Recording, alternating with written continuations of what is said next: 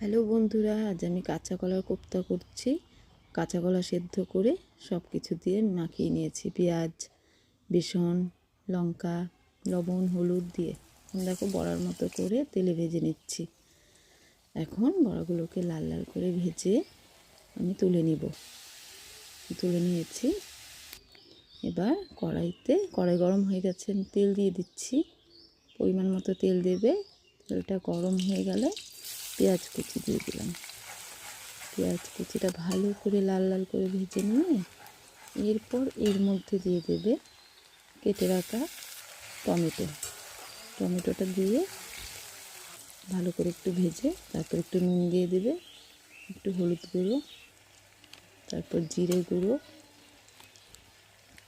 তারপর লঙ্কার গুঁড়ো, তারপর দিলাম ধনে গুঁড়ো দিয়ে আমি এখানে আদা আর কাঁচা লঙ্কা পেস্ট করে রেখেছিলাম সেটা দিয়ে দিলাম।